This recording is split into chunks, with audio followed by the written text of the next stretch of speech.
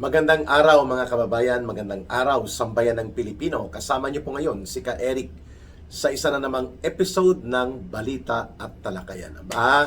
Mga kababayan, in-announce na rin po ni Ombudsman Boyeng Rimulya na nag-apply na sila sa Anti-Money Laundering Council to petition the court. I think it will be at Sandigan Bayan or Court of Appeals para sa pag-freeze ng mga assets ni Martin Tambaluslos Romualdez. Mukhang tuloy-tuloy po ang pagbabanggaan na ito ng dating magkakaalyado Romualdez, Rimulya, Marcos. Mukhang hindi naman po gagawa ng ganitong mga napakabigat na hakbang si Ombudsman Boyeng Rimulya nang hindi ito nalalaman o may pagsang-ayon mula kay Bongbong Marcos Jr. Particularly si Martin Romualdez po ay magkakabarkada yan sila. Si Romualdez, si Rimulya, si Marcos at dati pati kasama si Saldico nang nasa loob pa ng sindikato nila. Kaya nga malakas ang loob ni Martin Romualdez na magpahayag na wag niya kong gamitin na fall guy o itatapon niyo ko sa ilalim ng bus sapagkat hindi ko papayagan na dungisan niyo ang pangalan ko. Marami akong alam, marami akong nalalaman, at marami akong pwedeng sabihin. Wow! Direktang pagbabanta mula kay Martin Romualdez po ang inihayag niya. Pero sakali pong maaprubahan at mukhang doon yun papunta, ang asset freeze order na ilalabas ng Anti-Money Laundering Council laban sa mga bank deposits, financial transactions, insurances, assets and properties that may be related dito sa alleged na mga criminal cases ni Romualdez, pinangunahan na mismo ng Ombudsman ang pagdulog sa Anti-Money Laundering Council, AMLAC, upang magsagawa ng ganitong hakbang, kagaya po ng ginawa ng pagpa-frozen na sa mga ari-arian at mga financial na mga deposito, bangko, at iba pang mga sources ng pondo at resources ni Saldico, mga kababayan. So, kung maaprubahan ito, at sana mabibilisan ito, nagpapakita that the reality of the crack in the alliance among the group of Romualdez, Marcos, and Rimulya ay lalo na pong lumalakas na mabibitak at mabibiyak po ang kanilang mga pakikipag-alyansa. At alam natin na maraming ikakanta talaga si Martin Romualdez patungkol kay Boyeng Rimulya, patungkol kay Marcos Jr., kay Sandro Marcos at kay Lisa Araneta. Kaya tingnan natin kung kukurap o sino ang kukurap. At kaya nga konfirmado na rin na hindi po nakapag-travel kahapon papuntang Singapore si Martin Romualdez at may nakuha na nga tayong case number ng kanyang kaso, kriminal at administratibo na isinampa sa Ombudsman at ito ay nairaffle na o nasa kamay na at jurisdiction ngayon ng 7th Division ng Sandigan Bayan. Kahapon ito ng hapon lumabas. And doon na rin po yata nagsampa ng petisyon ang Ombudsman upang magkaroon ng preventive order for whole departure laban kay Martin Romualdez na hindi po siya makakalabas. So dalawa yon ang aksyon na ginawa po nila Ombudsman Boyeng Rimulya. Ang pagsampa ng motion or petition sa korte na nagkakaroon ng ngayon proseso sa possibility of issuance of whole departure order laban kay Martin Romualdez at ang Anti-Money Laundering Council freeze on assets and bank deposits laban din kay Martin Romualdez. So kung sinasabi ng iba na drama ito, mukhang malabong maging drama eh. Kung drama lang, hindi dapat mahina lang na kaso at kung wari tap on the shoulder lang or pat on the shoulder lang ang ginawa, pero pati ang mga ari-arian, deposito, mga bank and financial assets and resources and other properties that may be related or which are may be related dito po sa kaso na isinampa na sa Sandigan Bayan laban kay Martin Romualdez ay gagalawin na para magkaroon ng order to freeze. At kapag nangyari yan, hindi na makapag-withdraw at hindi na, sana na hindi na lang in-announce ni Boying Rimulya. Kasi i-withdraw na yan ni Martin Tambaloslos. But anyway, for bank record purposes, makikita naman po yung mga withdrawals na ito sa nabilisan po ng Anti-Money Laundering Council. Ang nakakaabang-abang dito, ano po ang gagawin na pagbubunyag ni Martin Romualdez laban kay Boying Rimulya, laban kay Marcos Jr., laban kay Sandro Marcos at kay Lisa Araneta. Magkakaroon na ba ng tell-all at i-corroborate ba at dudugtungan ni Martin Romualdez ng sarili niyang pagbubunyag ang naunang salaysay na ginawa ni Saldico sa kanyang mga video releases at kanyang isasalba ang sarili at sasabihin niya, pinag-utusan lang ako na isagawa ang anumang mga operations na yon, o paninindigan niya na hanggang doon lang kay Chis Escudero at kay kay Saldico, kay Manny Bunua ng DPWH ni Marcos noon, kay Amina Pangandaman ng kanyang budget secretary, kay Lucas Bersamin, at among themselves lang ang nangyaring ito. Which, kapag ganun lang ang kanyang gagawing pagbubunyag, hindi ka panipaniwala. Kasi alam naman ng lahat that Martin Romualdez was using and capitalizing and exploiting on the powers and authority of Marcos Jr. bilang presidente. Kaya nagagawa niya na magpalusot ng allocables, which are pork barrel allocation, mga pundo na nakaparking, realignment, insertions, and mga ang program appropriations na ito na binubuko ngayon ng Korte Suprema na pandaraya. At hindi pwede ito dahil mali. Ayon sa saligang batas, illegal at unconstitutional na magdagdag ka ng mga budget na hindi nakaprograma, wala pang source of fund at walang budget expenditure details. Yan ay parehong tinatawag na lump sum budgeting, which is unconstitutional and similar to pork barrel operations na pwedeng magkaroon ng pandarambong at pangungurakot. Na siyang nangyari nga in more than 1.5 trillion pesos na mga unprogrammed appropriations na ang nagpalusot, ang nagkatay at nagmaniobra si Romualdez sa House of Representatives, pinayagan ng Senado, pinalusot sa BICAM, pinorward nila Romualdez at ng Senado kay Marcos, pinirmahan ni Marcos. Everything is a grand conspiracy. Yun po ang tumbok ng tono ni Martin Romualdez. Everything ay hindi ko magagawa yan ang mga sinasabi laban sa akin sapagkat bahagi lang kami ng budget process. We are only part of the entire machinery of government na nagpoproseso ng budget. Bakit ako lang ang itinuturo dito? Kung itinuturo sa akin ang mga nangyari na yan, di ibig sabihin buong budget process tingnan natin. Short of saying na tingnan nyo muna, bakit pinirpermahan ni Marcos Jr. at ipinapatupad ng kaniyang gobyerno sa Executive Department ang mga budget na sinasabi nilang dinaya namin, dinaya ko. Bakit niya pinapatupad? Oo nga naman, ano? Diba? May punto si Romualdez. Kahit anong pandaraya ang gagawin namin, granting for the sake of discussion, dinaya ng Kongreso, pinalusutan ng Senado, inariglo at kinamada, at nagmaniobra na maging sindikato ang budget, pero ang last touch si Marcos.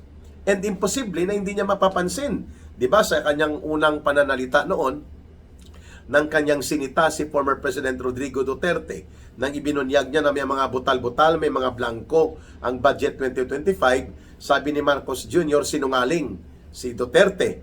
Ngayon, humarap siya sa pagtitipon ng mga abogado sa ilalim ng organisasyon ng Integrated Bar of the Philippines. At anong sabi niya? Sabi ni Marcos Jr., binasa ko, no? I read and perused the more than 4,000 pages of the budget. At ito ang malinis na budget at pinag-aralan ko lahat bago ko pirmahan. O, di? Ngayon, sa 2025 alone, 475 billion pesos ang naging unprogrammed appropriations at mga insertions. Yun lang po na nahuli. At ang naveto lang ni Marcos dyan, 29 billion. So mahigit 450 billion pa ang pinalusot at dinaya na budget na pinirmahan at ipinatupad ni Marcos. May punto ba si Romualdez sa kanyang pagpupuna sa sinasabi niya na bakit ako? Bakit akong mastermind? I will not allow myself to be a fall guy for someone or somebody else's corruption. Wow! Heavy words, mga kababayan. Masaya ito sapagkat nagkakalaglagan na. And all the more, lalo na kapag nag-consolidate na ang desisyon ng Korte Suprema na ang unprogrammed appropriations na pinalusot sa budget cycle na 2023, 2024, and 2025, pinalusot ng Senado, pinalusot ng House of Representatives, kinonsolidate nila at pinadala kay Marcos Jr., pinirmahan ni Marcos at pinatupad ang more than 1.5 trillion pesos na unprogrammed appropriations. Lahat ng ito pag dineklara na unconstitutional, pagpapakita po ito ng kriminal na ginawa sa budget. And that cannot only be exclusively on the shoulders of Martin Romualdez. Kasama dapat yan, syempre, ang mga senador, no, during that time, sa huling bahagi ng budget cycle for 2025, si Grace po ang pasimuno niyan, and I think pati si Cheese Escudero. So si Martin Romualdez at sila Kimbo, kasama pa dyan kasi umatras kunwari si Saldico dahil mainit at mabaho na ang sindikato ng mga operations nila at nabubunyag na. O ngayon, nagkukunwa-kunwarian si Marcos Jr. na wala siyang alam. Sabi niya sa harap ng Integrated Bar of the Philippines, and there are videos circulating on social media, sa YouTube, sa maraming social media platform, na sinasabi niya na kanyang binasa, pinag-aralan niya bago siya magbigay ng kanyang lagda o pirma doon sa 2025 budget na may pinalusot na more than 450 billion pesos na dinaya, sinindikato at inistapa na portion ng budget, pinirmahan at pinatupad ni Marcos Jr. So the question being raised by Martin Romualdez against Marcos indirectly, without short or without directly saying na bakit ninyo tinanong si Marcos? Sino bang pumipirma ng budget kung ginagawa naming sindikato, dinadaya namin yan, minamanipulate namin ng Kongreso, Senate, and the House, but the last touch of the budget to become law and executory ay nanggagaling sa pirma ni Marcos. Tama nga naman, ano? O paano mo ipaliwanag yan, Boying Rimulya? Bakit hindi mo ginawa ng case build-up si Marcos Jr. sapagkat this is a grand conspiracy? Well, saan ito patutungo? Ang ini-expect natin, aariglohin nila si Martin Romualdez. Pero naisampa na ang kaso. May mga petition for whole departure order na. May freeze order na sa kanyang mga assets na inaplayan. And mayroon na rin pong posibilidad na i-release na ang arrest order o warrant of arrest laban kay Martin Romualdez. So mabigat na po ito. Maybe the bridge is starting to burn down between Marcos and Romualdez, and between Romualdez and Boying Rimulya. Magka-fraternity brad po si Romualdez at si Rimulya. At alam natin na may mga pag-uusap yan bilang mga fraternity brad. Pero kung ganito na po ang nangyari, kagaya po ngayon, pinsang buo ni Martin Romualdez at pinsang buo din ni Marcos Jr., ang asawa ni Congressman Toby Chanco, pero ibinubunyag ni Congressman Toby Chanco na ang kalukuhan at katarantaduhan sa budget nagsimula kay nagsimula kay Martin Romualdez. Duwag din ito si Congressman Toby Chanco para hindi idugtong ang katotohanan kay Marcos, pero nonetheless, alam natin na ganun na rin po ang epekto niyan. Romualdez is only as good as the creation and authority given to him by Marcos. So as Saldico, ang kanyang poder at kapangyarihan bilang Committee on Appropriations at ang kanyang sindikato na operations, hindi niya magagawa yon na siya lang kung walang kumpas, basbas at proteksyon at authorization na nanggagaling kay Romualdez. At ang sindikato ni Romualdez, hindi rin mangyayari yon kung walang authority given to him and go signal na ibinasbas sa kanya ni Marcos Jr. Gets? This is getting interesting, ha? Sabi nila magkomentaryo ka rin ka Eric doon sa oral arguments na nagaganap sa Korte Suprema patungkol sa mukhang doon na patungo ang desisyon ng Korte Suprema, mararamdaman mo na maidideklara po na unconstitutional ang unprogrammed appropriations at pati po ang pagkakadeklara sa budget 2025 and 2024 at pati na posible ang 2023 na dumaan sa proseso ng pandaraya at pangbabaluktot sa saligang batas. At ito ay naging dahilan kung bakit totoo na ang sistematiko na panunumbalik at paglulunsad ng pandaraya at pangungurakot sa mga pondo at paglimas sa kaban ng bayan ay naganap dahil ito ay inuutos at binuo mismo ng sindikato na pinamumunuan ni Marcos at nila Romualdez.